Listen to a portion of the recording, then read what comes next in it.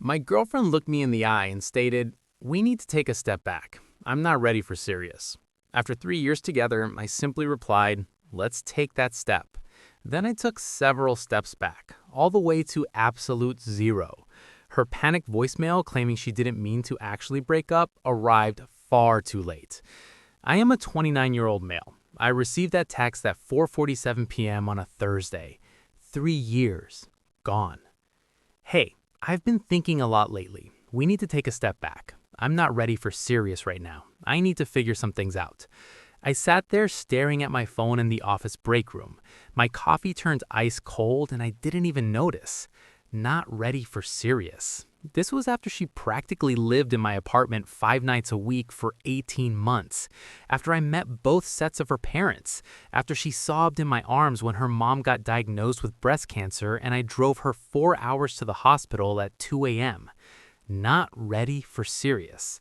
I typed back, "Understood. Let's take that step." I finished my shift on autopilot. I arrived home around 7. Her footprint was everywhere.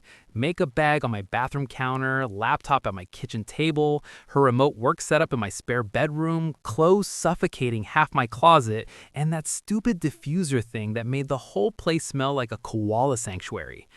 3 years of her gradually moving in without actually committing to moving in. I called my buddy who works in property management. I told him I needed a storage unit, a big one, available tomorrow morning. He asked what was going on. I told him my girlfriend just pulled the need space card, so her stuff had to go. He asked if I wanted to sleep on it. I said, "Nah, I'm good." He quoted me $140 a month with the first month free on an annual lease. Perfect. I'll take it. I showed up at 9 a.m. Friday with my truck. I spent 6 hours packing every single thing that belonged to her. The diffuser, the fancy coffee maker she insisted we needed, I still had the receipt, her clothes, her shoes, and that collection of throw pillows that served no purpose other than making the couch look forbidden. I even grabbed the stuff she had probably forgotten about. Old makeup in the bathroom drawer, hair ties scattered everywhere, that cookbook she bought and never opened once. Everything went into boxes. I loaded the truck, drove to the storage facility, unloaded everything, took photos of it all neatly arranged inside, locked it up, and got home by 4 p.m. The apartment looked empty. Good. I changed the locks at 5 p.m. The locksmith charged $290, and it was worth every single penny. She texted around 6. "Hey, want to grab dinner?" I replied, "Can't, busy." She texted back, "Tomorrow then. We should talk about us, about what I said." I replied, "You said you need space. I'm giving you space." She said, "I meant emotionally, not physically, lol." Me, everything you own is in a storage unit on Riverside, unit 247. Here is the address and the gate code. Rent is paid through next month. The typing bubbles appeared, disappeared, appeared again. What the hell? You moved my stuff out? Me? You said step back. You can't get more step back than separate living situations. She replied, "I didn't mean break up." Then you should have been clear. You are not ready for serious. I get it. The storage unit gives you time to figure things out. She said, "This is insane." I replied, "No, this is respecting your boundaries." My phone rang. I let it go to voicemail. It rang again and again. 14 times in 2 hours. I finally listened to the voicemails around 10 p.m. First one was anger. Okay, what the actual hell? Call me back right now. Fourth one was bargaining. You're being ridiculous. I just needed some breathing room. Ninth one was spite. Fine, be petty, but you're going to regret this. Last one was her crying. I didn't mean it like this. I deleted them all and went to bed. Update 1. It has been 3 weeks. The entitlement is absolutely unreal. The weekend after I moved her stuff out, she showed up at my building and buzzed my unit. "We need to talk." I said, "No, we don't." She said, "Let me in." I said, "You aren't ready for serious. Serious would be having access to my apartment." She screamed, "Stop throwing my words back at me. I'm just respecting what you said." She stayed in the lobby for an hour until the building manager eventually asked her to leave. Her best friend started blowing up my phone on Tuesday. I ignored every call. She left voicemail saying, "Dude, she's a mess. She didn't mean to break up. Why are you being like this? You know how rare it is to find someone you click with and you're throwing it away. She made one mistake." I blocked her number. Wednesday, I got added to a group text. Her sister, her mom, her best friend, and 3 of her cousins. 7 people. Her sister wrote, "Family meeting. You need to understand what you're doing to her." Her mom wrote, "She hasn't eaten in days. She's depressed." Her cousin wrote, "3 years and you bail over a text? Cold-blooded." I read every message, 23 in total. Then I replied once. She told me she wasn't ready for serious after 3 years. I believed her. That's it. I left the group chat. Her mom called from a different number. I made the mistake of answering. She said, "You need to stop this childish behavior." I said, "Ma'am, your daughter." She cut me off. "Don't ma'am me. She loves you. She made a small mistake and you're punishing her." I said, "It wasn't small to me." She said, "She was scared. You don't throw away a relationship when someone gets scared." I said, "She didn't say she was scared. She said she wasn't ready. Big difference." She said, "You're being cruel." I said, "I'm being honest." I hung up and blocked that number too. Thursday night, someone knocked on my door. I looked through the peephole. Her dad. I didn't open it. "Son, I know you're in there. Your car's outside." Silence. "I'm not leaving until we talk." 30 minutes later, he left. Friday afternoon, my boss called me into his office. My stomach dropped.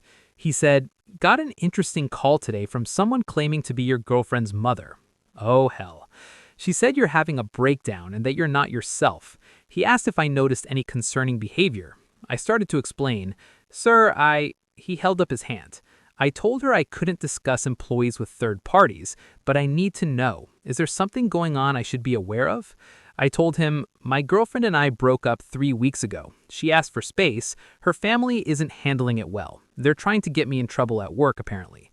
He nodded slowly. "If anyone contacts this office again, I'm documenting it as harassment. Does that help?" I said, "Yes, sir. Thank you." He said, "Good. Now get back to work." But the real nonsense started Saturday. I was at the grocery store checkout line when I heard, "Oh my God, you have some nerve."